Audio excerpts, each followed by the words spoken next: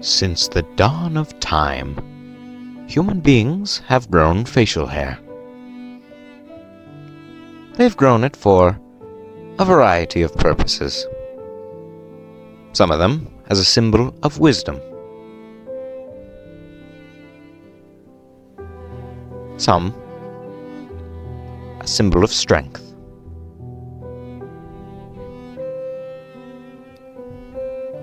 For others, a signifier of social status. And for some, just a fashion statement. American history has had its share of beards, mustaches, and everything in between.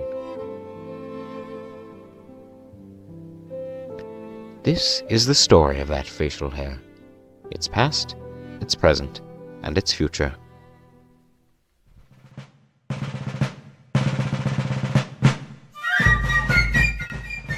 As our country came to exist around the close of the 18th century, facial hair was exceptionally uncommon.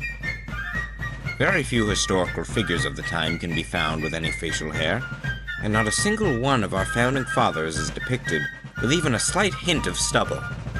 Since the start of the Enlightenment period, beards had been completely out of style. A clean-shaven face on a man was often viewed as a signifier of an open mind, welcome to brand new ideas.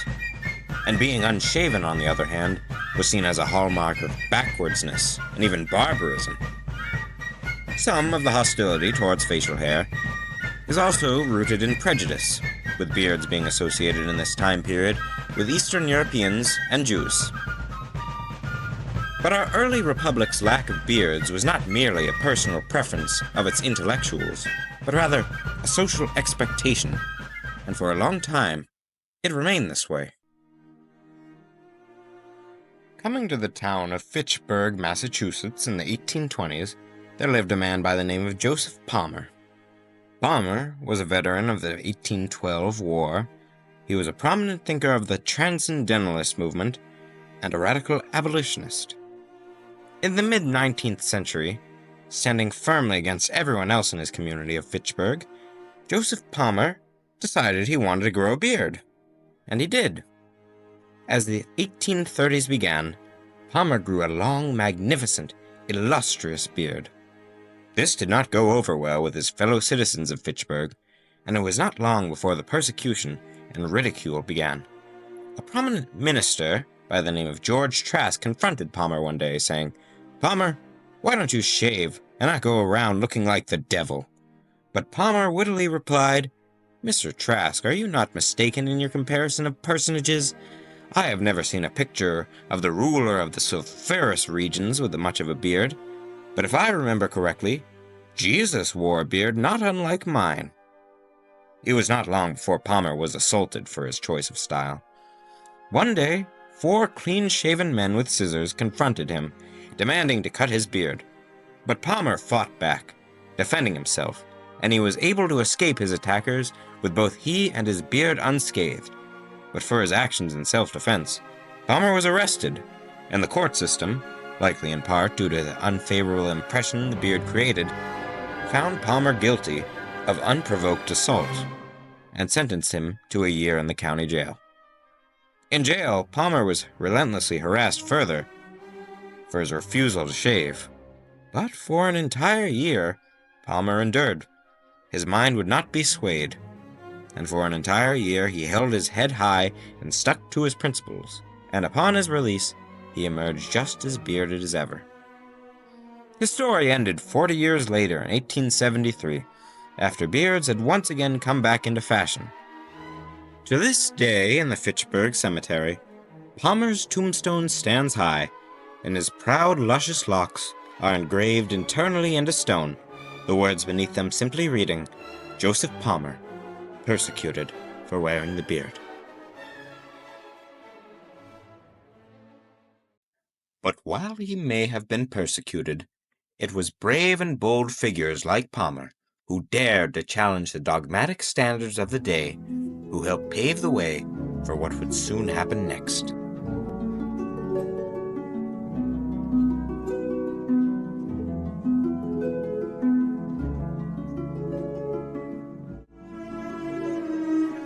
In the 1840s and 1850s, far away across the sea, a dramatic shift was beginning. In Europe, after a century of facial hair having been practically extinct, out of nowhere, it started to come back.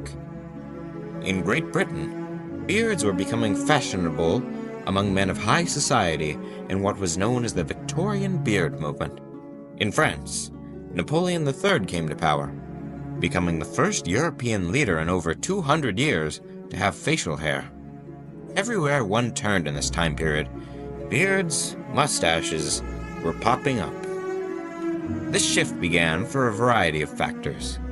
One of them was the growing sentiment of fear and distrust towards the Industrial Revolution and humanity's growing separation from nature. Beards and facial hair were often seen as a rebellion against the increasingly unnatural conditions of life in industrial society, and as a way of showing one's prioritization of the natural world, with humanity not disconnected, but integral to nature.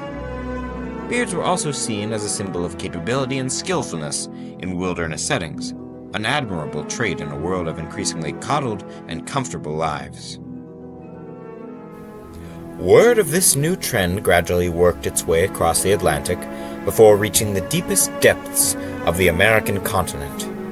And finally, at last, the perfect conditions had come for the resurrection of facial hair, a style not only for the eccentric and insane, but for the common man. It was in the 1850s that the trend finally began to pop up on our shores, and for the trend to become mainstream. And before long, it had reached its way into the highest corners of our society. On October 15th, 1860, shortly before what was likely to be the most consequential election of American history, an 11-year-old girl by the name of Grace Bedell wrote the following letter to the aspiring presidential candidate, Abraham Lincoln. Honorable A.B. Lincoln, Dear Sir, my father has just home from the fair, and brought home your picture in Mr. Hamlin's. I am a little girl, only 11 years old, but want you should be President of the United States very much, so I hope you won't think me very bold to write to such a great man as you are. Have you any little girls about as large as I am? So give them my love and tell her to write to me if you cannot answer this letter. I have got 4 brothers, and part of them will vote for you anyway, and if you let your whiskers grow, I will try to get the rest of them to vote for you. You would look a great deal better, for your face is so thin. All the ladies like whiskers, and they would tease their husbands to vote for you, and then you would be president.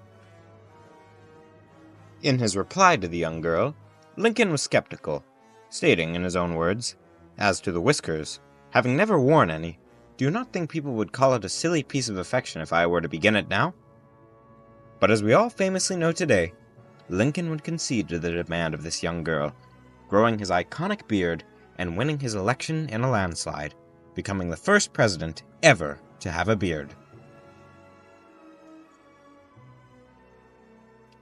If one is to believe the political analysis of the young Grace Bedell in her claim that all the ladies like whiskers and they would tease their husbands to vote for you and then you would be president, it was a beard that got our nation's greatest leader elected, and it was a beard that kept our Union together through its bloodiest war, brought about an end to the institution of slavery, and laid the foundation for a newer, freer society, and a more bearded one, too.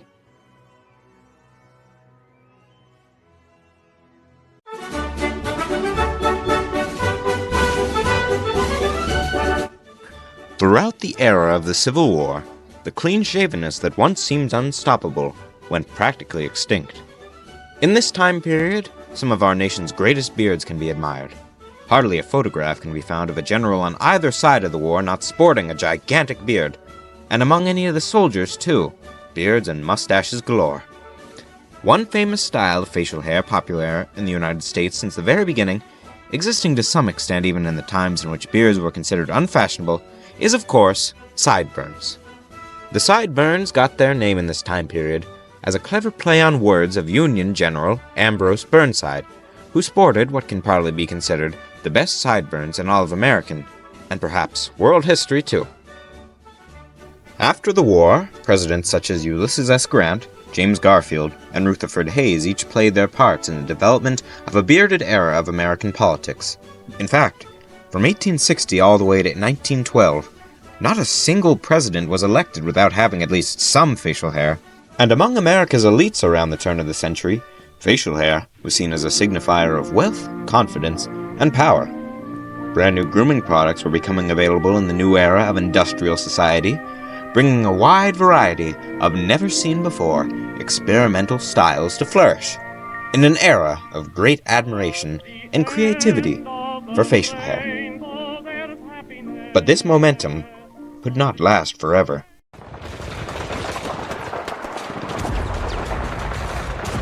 In the horrific fighting seen in the First World War, never-seen-before weapons were used against human beings.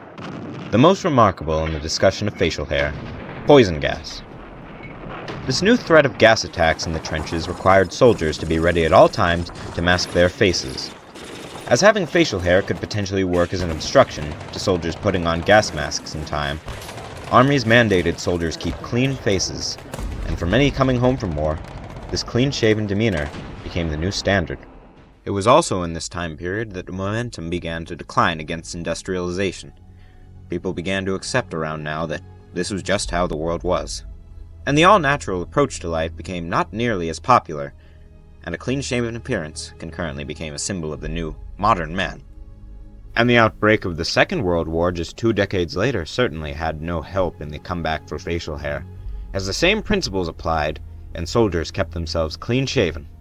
It was for this reason as well that in the period following, clean-shavenness came to have an association with the strength, courage, and bravery of those who fought in the conflict.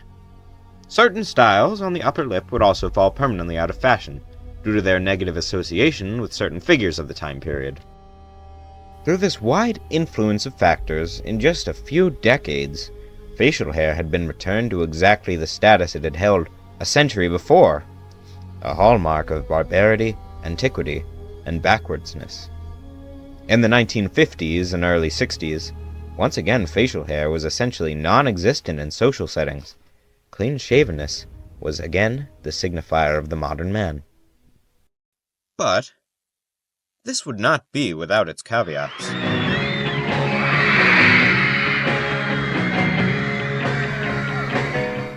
As the countercultural revolution of the 60s rocked the nation, facial hair once again found its way into the mainstream, but this time in a brand new way, as a symbol of complete rejection of the status quo. Aided by factors such as the Vietnam War, the Civil Rights Movement, and an attitude of general discontent, a spirit of rebellion began to take shape in the nation's youth. The target of this rebellion, any and all social norms and standards of the old order. The iconic hippie style of fashion becoming mainstream around the end of the decade brought facial hair into the mainstream with it. Many pop culture figures of the time began to grow it as well, and this went into the 1970s, moderating itself a little. However, many men at the time still desired to have the individualistic and unique look that facial hair offers, and without having so much, mustaches became the solution. So the 1970s came to be the decade of the mustache and the decade of the sideburn. In this time period, many different varieties of facial hair were all viewed as very normal, acceptable, and professional styles to have in a workplace environment. This all only lasted a brief moment, as by the mid-1980s, facial hair was once again viewed unfavorably in the workplace, and some pop culture standards of beauty began to prioritize youthfulness and purity, making facial hair once again symbolic of old age. There were always some notable exceptions, and the occasional figure like Freddie Mercury still held onto a mustache, but in the big picture, all the styles were out. The 1990s were a similar story, with full beards and mustaches being exceptionally rare again. Some styles of it, such as the goatee, abruptly took a vague prominence in this era, carrying on through the turn of the century. The rise of the hipster subculture movement around the time of the 2000s brought some styles back, but these fringe groups remained a minority, and the styles never quite caught on. And that brings us roughly to today. In our modern society, the days of persecution and social outcast for facial hair have long ended, to a large extent. The beard right now is undefined in the context of our culture, unassociated with any particular thing, figure, or movement. Perception of the beard is dependent entirely upon who you ask. And so, my prediction is this.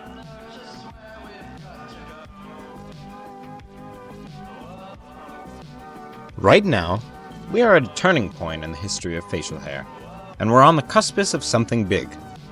From analyzing the history of facial hair up to the present, I genuinely believe that at last, the right conditions have arrived for us to see a genuine renaissance and rebirth of facial hair. Conditions are right for styles of the past to return, and for beards and mustaches to have another moment in the light. The possibilities are endless. What new and old treasures we can expect to see can only be left up to our imaginations.